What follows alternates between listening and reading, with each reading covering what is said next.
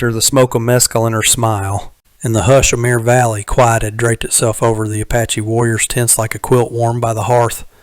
The trade struck with Don Laureano was a right fine thing, corn aplenty to see him through the winter, and the clear waters of the valley sparkling like a nod from the spirits themselves. To seal the peace and trust, a runner was sent scampering to Gomez's village with word that no soul would go wanting.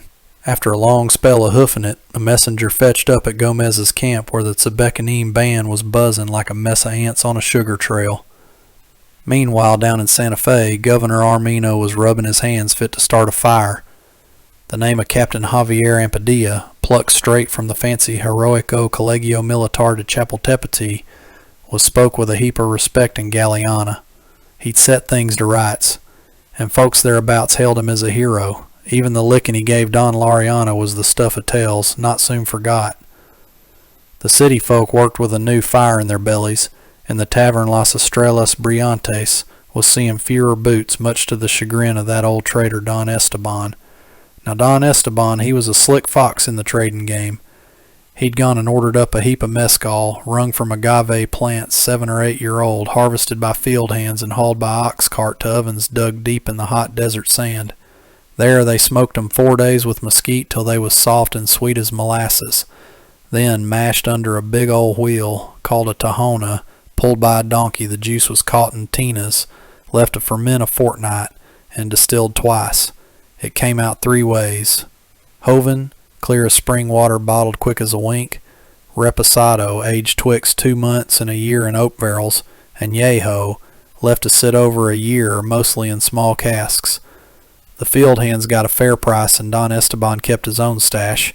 The rest was prime goods, bound for Veracruz and Galeana.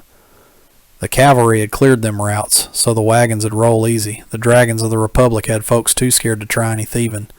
From Veracruz, Don Esteban was set to get rifles and powder for his bottles of firewater.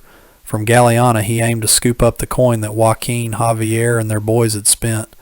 He kept up a flurry of letters with his cousin in Veracruz and the barkeep at Las Estrellas Brillantes. The coin from Galeana was to be fetched by a courier riding alongside Javier Ampadilla's troop, safe as a babe in a cradle, all the way to Santa Fe. Back in the Mescalero village, Pasago, the chief folks both feared and looked up to, sidled up to Gomez with a bold ask. "Negoyani, I got a hankering for that gal what smiles. I know I got 1 wife already, but I can keep 2. Come nightfall, I'll leave my bow at your tent door." Negoyani, the wise old man, cocked a brow. It was a mighty offer, hard to turn down. Pasago was a big man, and that gal, she was all light and smiles and a touch of mystery. His answer was plain as day. "Leave the bow. We'll see come morning if it's still there." Round the fire, Pasago gathered his folks, and a hot palaver kicked up. Everybody knew what this wedding meant. Ties stronger 'n rope, honor, and a heap of respect. Every warrior chipped in something fine, carved wood, blue topaz trinkets, woven cloth, so the gift would be worthy of the gal the spirits seemed to watch over. Only one thing nagged him, Pasago's first wife. She was a wildcat, quick with her hands and sharper with her tongue. Folks reckoned a second wife spark a ruckus fit to wake the dead, but the stars was already set. Off yonder, by the glow of a little fire, she who smiles sat talking with the shaman, Duion. "What ought I do, teacher?" she asked. "You're still a young'un, and your smiles lit up my days. If you go, it'll be lonesome. But if this is your path, you gotta tread it." She nodded. No feller had caught her fancy till now. "Duion, you won't be sore if I leave, will you?" "I won't be sore. I might sad, maybe, but we might cross paths again some day." So the gal made up her mind to take Pasago's offer and went to talk with her adopted folks.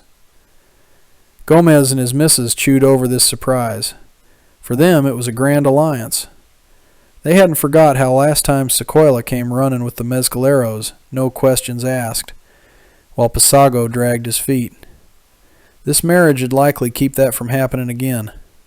They knew Pasago Cabazon could give their gal a fine life, so they figured they wouldn't stand in the way long as she was willing.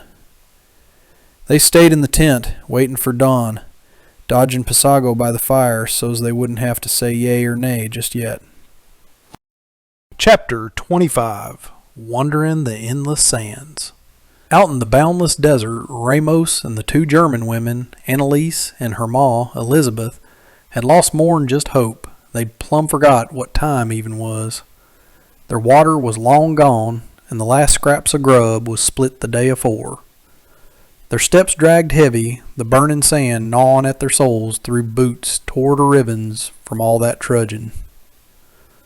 Still, Annalise, stubborn as a mule, hauled along an old smoky lantern, clinging to it like it was the Lord's own candle. And lantern was useless as a three-legged horse. Nothing but a burden in their scrap with death itself. Time and again, her ma begged her to chuck it, but Annalise wouldn't hear it. That lantern was the last piece of her paw she had. The night afore their world fell apart, they'd supped together as a family by its pale light under the shadow of the wagon they'd called home. Then calamity struck. Every night since, Annalise set that unlit lantern for her afore shutting her eyes, hoping to dream of her paw. Most times, she woke up sobbing. Deep in her heart, guilt sat heavy as a millstone. She reckoned if it weren't for Ramos and that snake-tongued Joaquin with their honeyed words and soldiers' orders, maybe none of this would have happened. Maybe her paw'd still be drawing breath. Elizabeth, her ma, kept a silence hard as granite round Ramos. She'd quit speaking a lick of Spanish. Forgiveness wasn't in her. Yet, fate had roped them together in this God-forsaken nightmare. Day after day, they trailed faint hoofprints baked in the dust, praying they'd lead to life, not a grave. Elizabeth had sworn a secret vow like a prayer whispered to the wind. If they made it to a town alive, she'd work any job, scrape up a few reales, maybe some escudos, grab her girl by the hand, and hightail it back to Bremen. There, in the shadow of the church and the damp streets, she might find peace to grieve her man. But her plans got cut short by Ramos hollering, "Bandera! Flags! I swear my soul I see 'em!" His voice sliced through the thick air. The women didn't cotton to it at first. Instinct told them not to trust him.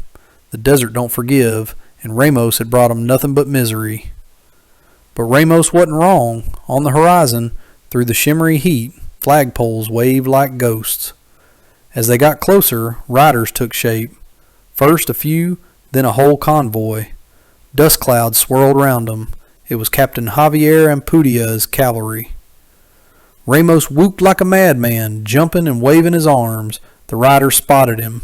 Despite the wind and the thunder of hooves, they was heading straight for the three dusty, wore-out wanderers. They was saved! For once, Ramos's scheming had paid off. Whether it was his smarts or plain dumb luck, who could say?